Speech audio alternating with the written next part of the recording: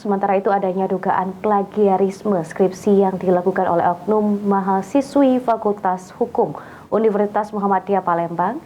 Pihak Rektorat Kampus Unsri tidak berikan pembelaan dan menyerahkan kepada aturan yang ada.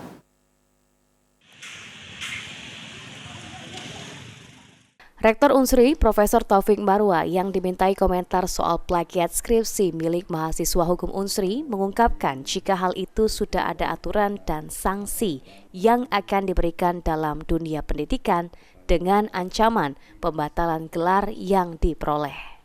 Sebagai Rektor Unsri, Profesor Taufik Marwa tidak akan melakukan pembelaan maupun dukungan karena itu termasuk permasalahan pribadi.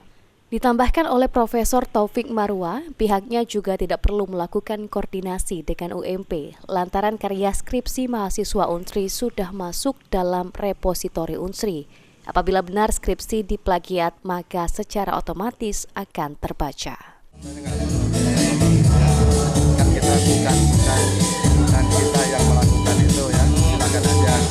Kita sudah naruh bahwa itu adalah karya mahasiswa kita taruhnya di repositori mahasiswa tersebut sekarang minta bantuan dosen pembimbingnya untuk membela diri. Artinya kalau misalnya dia ingin menegaskan bahwa itu karya orisinil, kita dukung seperti itu. Rasanya nggak perlu, Kalau punya kita kan tinggal kuliah. Oke. Lihat aja, orang akan bandingkan itu, nggak perlu bela-belaan.